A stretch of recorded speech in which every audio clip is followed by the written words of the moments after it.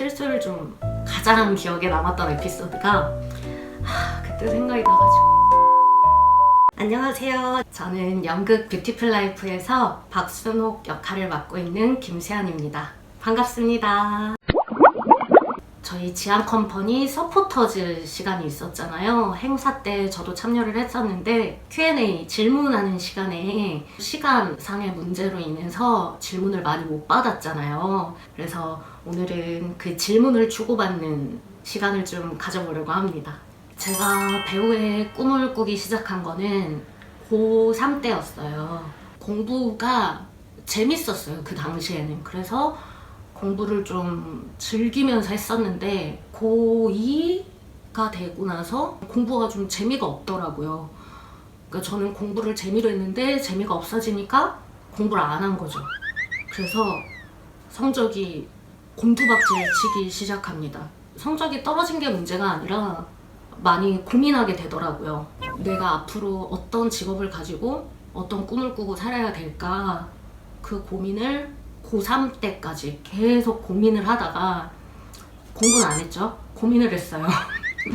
고민을 하다가 떠올랐던 생각이 뭐였냐면, 내가 가장 행복했던 때가 언제였을까를 생각을 해봤는데, 제가 고등학교 때 댄스 동아리를 했었거든요. 전교생들 앞에서 춤을 추고 그 학생들이 저를 향해서 박수를 쳐주고 환호를 해주는 그때가 전 제일 행복했었더라고요. 근데 제가 댄서를 할 만큼 춤을 또 잘 추는 건 아니었어요. 막 어떡하지 하고 고민을 하고 있었는데 어느 날 TV를 틀었는데 그때 뮤지컬 어워즈를 KBS에서 틀어줬었어요. 그때 전수경 배우라는 사람을 알게 된 거죠. 너무 신세계였어요. 내가 알던 배우는 TV 드라마, 영화에 나오는 그 사람들이 단 줄 알았어요. 저는 이제 또 포항 출신인데 포항에는 연극이나 뭐 뮤지컬 이런 게 그 당시에는 많지 않았어요. 그래서 연극 뮤지컬을 알지도 못했었고 그냥 드라마만 봤었는데 TV에서 뮤지컬을 보니까 너무 신기한 거죠. 아, 세상에 이런 게 있었구나. 그래, 저거다. 내가 저걸 해야겠다. 그래서 전수경 선생님이 강사로 이렇게 나오셨던 학교를 제가 이제 뮤지컬과를 들어가게 되면서 연기 인생이 시작됐던 것 같아요. 저도 이런 생각은 지금도 해요. 결론은 모르겠어요. 배우 하면서 20대 때 아르바이트를 많이 했었거든요. 기본적으로 할 수 있는 편의점, 서빙 뭐 이런 것도 하고 취직을 한 적도 있었고요. 잠깐이지만. 근데 재미가 없더라고요. 오래 못 하겠어요. 이제 20살 때부터 30 몇 살 때까지 이렇게 질리지 않고 일을 할 수 있는 건 배우밖에 없는 것 같아요. 그래서 저는 이 직업에 매우 만족하고 다른 직업은 아직은 모르겠어요. 상상할 수 없는 것 같아요. 순옥 역을 연기하면서 힘들었던 때 있죠. 심지어 많아요. 근데 이게 순옥 역을 해서 힘든 게 아니라 작품을 할 때마다 어떤 역할을 맡아도 늘 힘든 지점들이 있어요. 근데 그거는 나 자신에 비롯해서 나오는 것 같아요. 왜 이 부분에서 내가 이렇게 몰입을 하지 못했지? 약간 집중력이 흐트러졌을 때도 있고, 뭐 이 부분에서는 내가 좀 이렇게 했으면 더 좋았을 것 같은데 왜 이렇게 하지 못했지? 늘 공연이 끝나고 나면 아쉬움이 많이 남아요. 완벽하지 못한 거죠. 근데 뭐 그런 생각도 해요. 완벽할 수 있을까? 그러면 정말 끝인 건 아닌가라는 생각을 하기도 하는데, 어쨌든 그 완벽은 있을 수가 없는 거잖아요. 이상향인 거고. 그래서 그 이상향을 쫓아서 늘 연기를 하는데 어쨌든 완벽하진 않으니까 그걸 생각하면 늘 힘들죠. 그것 때문에 제 연기의 원동력이 되는 것 같아요. 가장 기억에 남았던 에피소드가 지방 공연을 갔었을 때였는데, 지방 공연은 서울이랑 무대가 달라요. 공연을 시작을 했는데 할아버지가 할머니를 공원으로 데려가요. 문을 열면 공원이다 하고 공원이 짠 하고 나와야 되는데 그 조명이 위에 걸려서 문이 한 3분의 1만 열리고 문이 안 열리는 거예요. 저희 할아버지가 당황을 좀 하셨죠? 저는 돌아볼 수가 없는 상황이었기 때문에 하는데 할아버지가 말로 하더라고요. 자, 여러분, 이건 공원입니다. 뭐 이렇게 말을 했던 것 같아요. 이제 저도 인지가 됐고, 이게 문이 안 열리는구나. 근데 관객분들이 그때도 웃어주셨어요. 조명이 걸려서 안 열리는 게 누가 봐도 보이니까 관객분들이 웃어주시고 그걸 이해해주시고 받아들여주셔서 너무 감사했고, 오히려 그때 더 에너지가 더 나오게 되더라고요. 우리를 도와주는 무대 장치가 사라져버린 거잖아요. 제 상대 배우가 진호 오빠였는데 우리가 이 무대 없이 이 상황을 관객들로 믿게 해야 된다는 그게 서로 이렇게 시그널이 맞아서 더 열심히 연기했고, 그날 관객 반응이 굉장히 좋았어요. 그랬던 경험이 있습니다. 있어요.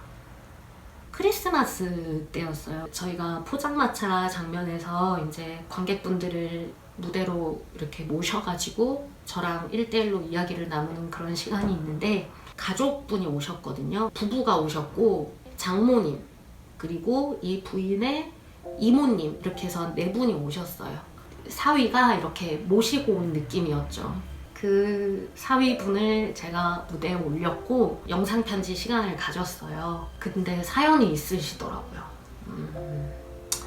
부인분이 많이 아프셔가지고 아이를 가질 수 없는 그런 상태가 되셨나봐요.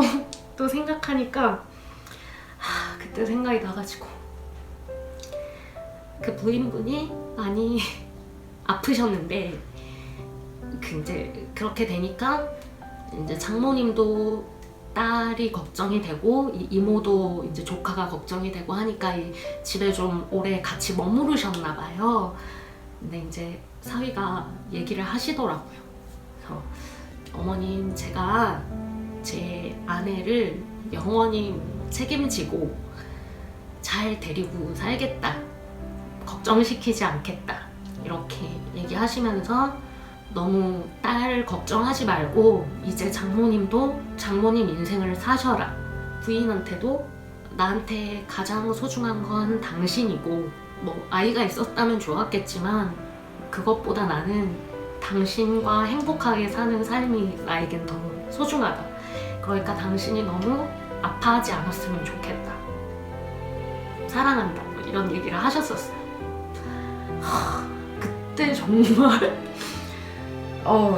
저 많이 울었고, 그때는 또 김원진 배우랑 원진 오빠랑 같이 공연할 때였는데 원진 오빠도 뒤에서 엄청 울고 나왔다고 하더라고요.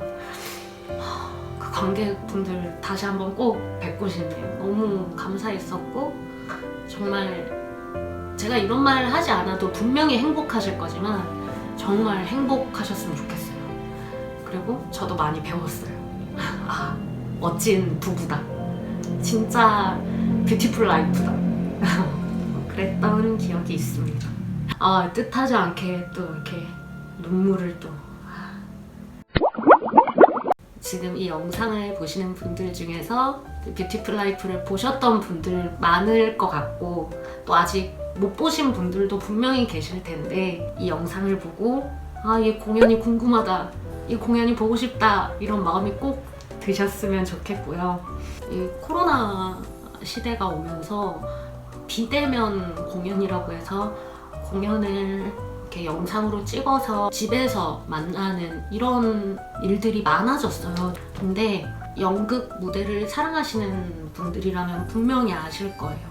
이 공연을 카메라로 찍어서 집에서 보는 것과 극장에 나와서 실제로 보는 것은 정말 천지 차이가 있거든요.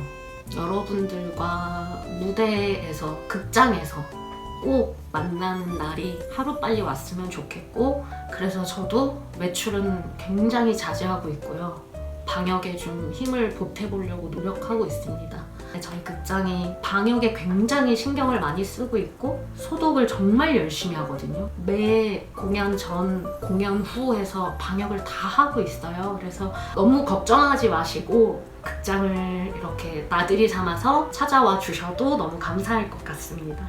김수연의 Q&A 시간은 여기까지였고요. 앞으로 저희 지안TV에서 저 말고도 너무 매력있는 배우들이 인사를 많이 드릴 것 같아요. 그래서 저희 지안TV도 많이 사랑해주시고 뷰티풀 라이프 그리고 리미트, 연극 리미트도 많은 사랑 부탁드립니다. 고맙습니다.